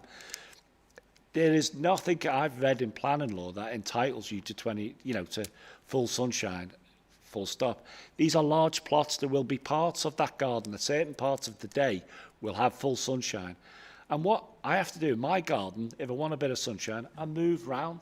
And I've only got a tiny garden. That's what normal people do. So I'm just worried where we're going with this sort of line of attack. And I need some technical advice to make sure, if I'm backing a reason for refusal, which I haven't heard yet, is based on the fact that everyone must have full sunshine on their back kitchen window all day. Seems to be the tenor of the argument. I can't see how that matches up. As I say, let's hear the reasons then. Let's hear the reasons. Bring Andrew. Sorry, Chair. I just wanted to say that I do take slight exception, Paul, to the comments about if it was in your ward or wherever, that we wouldn't be voting against it. I come to this planning committee with an open mind about all areas. My concern would be the same for this application in Caldey Road as it would be in Seacombe or anywhere else. And Steve, when you make a point about shadowing in your own garden, I've got quite a large garden, but I do have overshadowing from my house at certain parts of the day, and I go around the garden sitting in different places. But this 45-degree rule is to protect people who are already living there from having buildings put there that weren't there before, that dominate their garden and their house and take away from their amenity space and their right to sunlight. And so it's not a question of, whether you're being, NIMBY, I don't want a loss of sunshine. It's whether or not you are making an adverse, this application would make an adverse impact on the living conditions of somebody that's already living there. My view is that I agree with the canyoning or funneling effect that it would have on these two flats on either side. Steve, in Heswell there are flats going up all over the place. I will vote for some, and I have voted against on planning issues only. And so in this instance, I think it will have a funneling effect. I think it will have a detrimental impact on the living conditions of the residents there. I'm not talking about the change in characteristics of the area, because that happens over time anyway, quite naturally. But anybody is entitled to have sun in their garden or not overshadowing the rest of the year other than the 21st of June. Thank you. Andrew, let's hear. Yeah. Well, if I may just reply to Councillor Stewart, every piece of land on the planet is different to any other piece of land. There's no 2 square feet of land are the same on this planet. So whilst, this development, I think, is not acceptable where it is, it might be acceptable in Seacombe. I don't know, but that would be for consideration for where it would be at the time, and that planning decision for that piece of land. We're not talking about Seacombe, we're talking about this piece of land. And in my opinion, to come to Councillor Fawkes's point, we're not dwelling on the light particularly. We're dwelling on, so you have to go and see it really.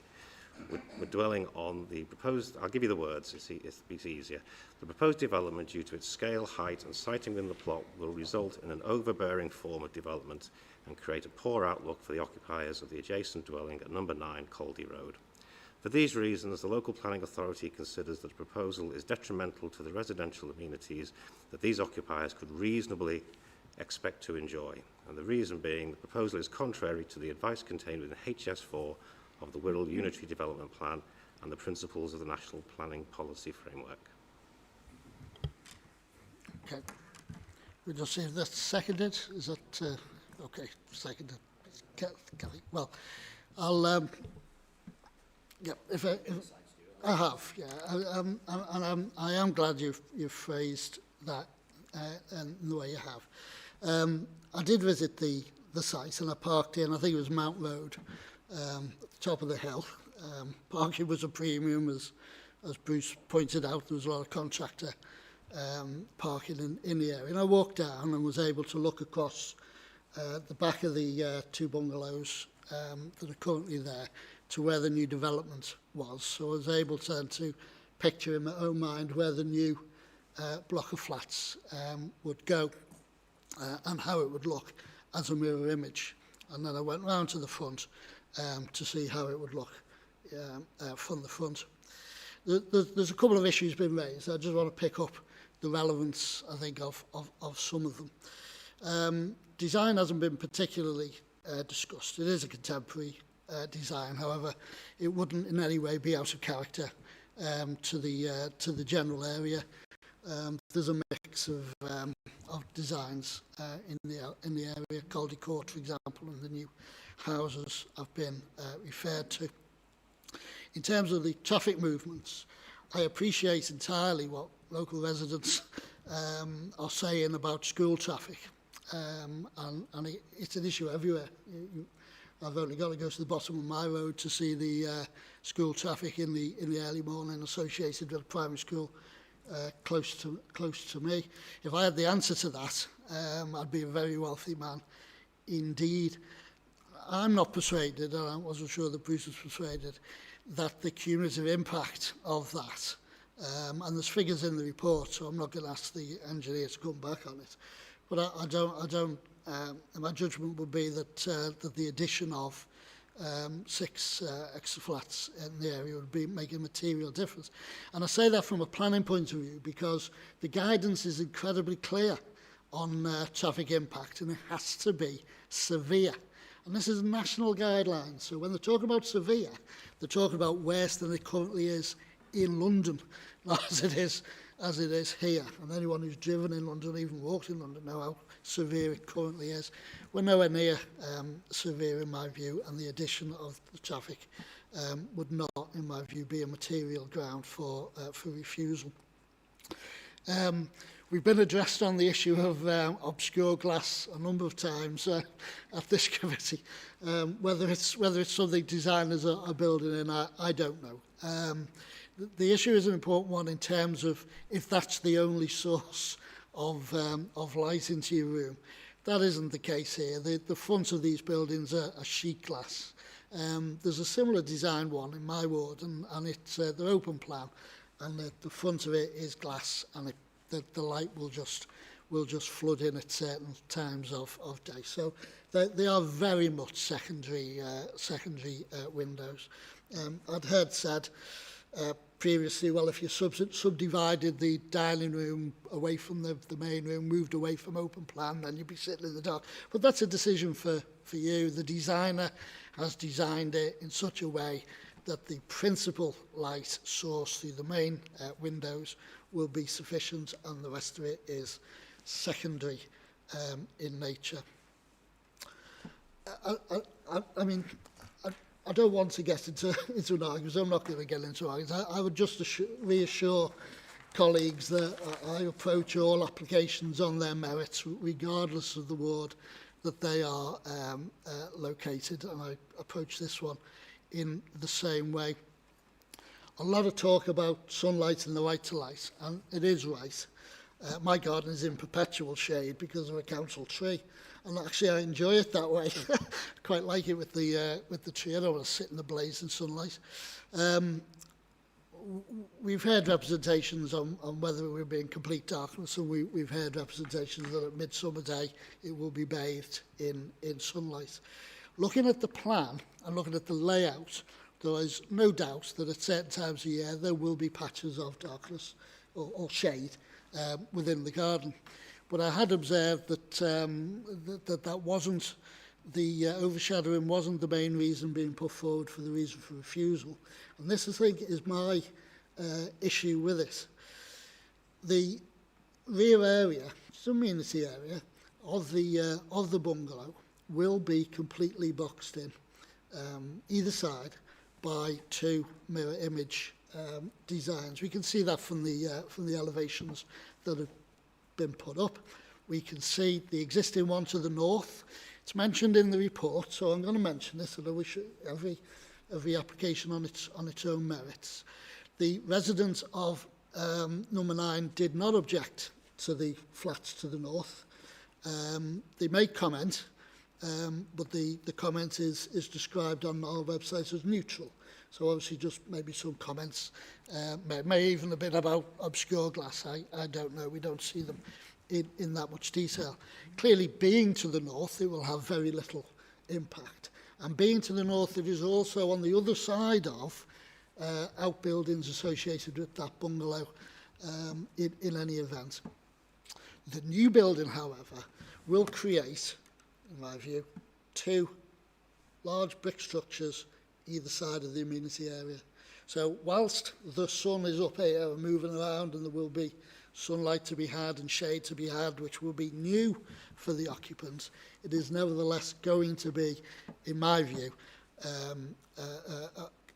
give rise to a feeling of being boxed in and of being oppressive in nature to number 9 Caldey Road. The point is made that we are unable to show a housing supply. And again, we move to national policy. National policy tells us very clearly that applications for housing supply should be approved without delay. I made this comment in my opening remarks, unless the adverse impact of doing so would significantly and demonstrably outweigh the benefits. The contribution to the housing supply, the net contribution, I think, is 5 houses, and we've seen inspectors' reports in the past where they've refused or they've agreed with us or officers when we've turned down similar sized developments. And the word inspectors use is that this would only be a modest contribution towards our target, particularly if we consider the harm. I'm personally persuaded that there is harm caused, and that it's caused to the immunity of residents, particularly of number 99 Caldey Road. So I just wanted to go through some of those issues, because issues have been raised which I don't think are material, and I don't think are will be sufficient to stand up as a reason for refusal. I am nevertheless convinced that there is significant harm to the amenity of the bungalow at number 9.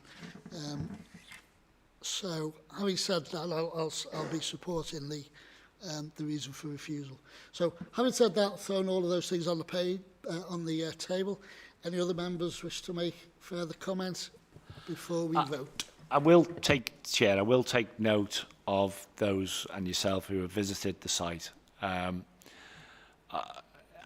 can't help drawing some comparisons with the previous application where we have a bungalow in between two other, well, no, we have a smaller property in between what we, forget it.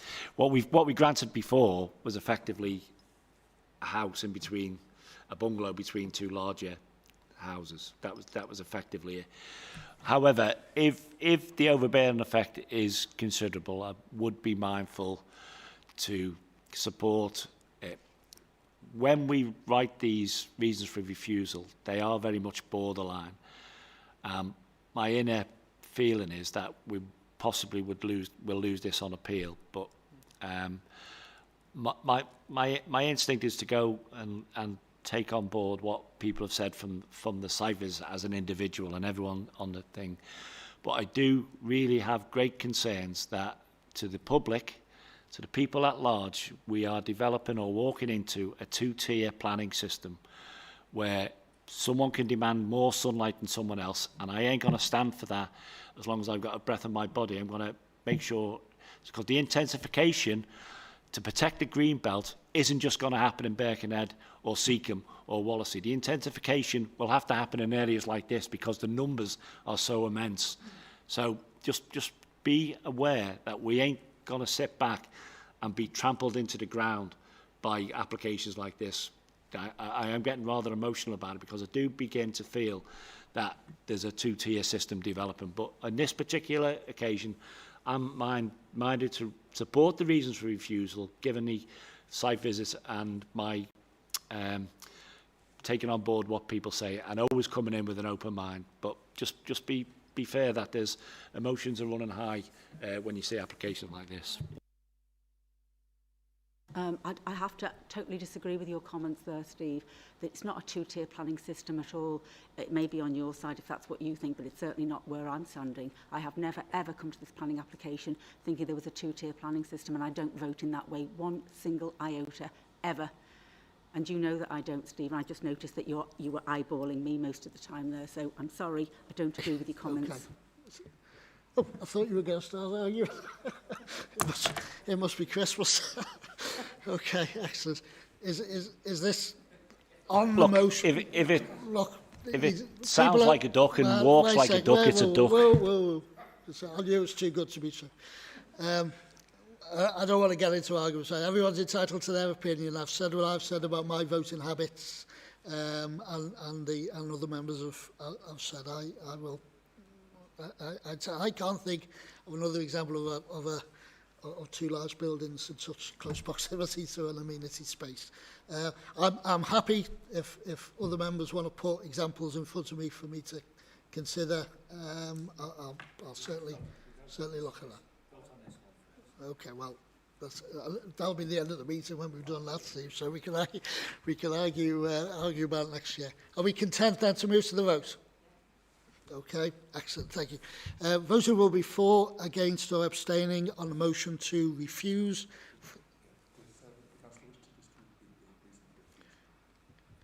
Yep, by all means, repeat the wording and then we can do it. The proposed development, due to its scale, height and siting within the plot, will result in an overbearing form of development and create a poor outlook for the occupiers of the adjacent dwelling at number 9 Caldey Road.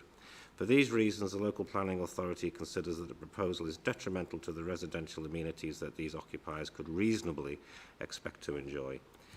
Reason, the proposal is contrary to the advice contained within HS4 of the Wirral Unitary Development Plan and the principles of the National Planning Policy Framework.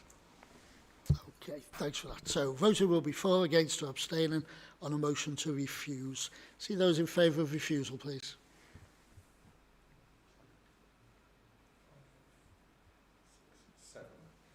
And those against? Okay.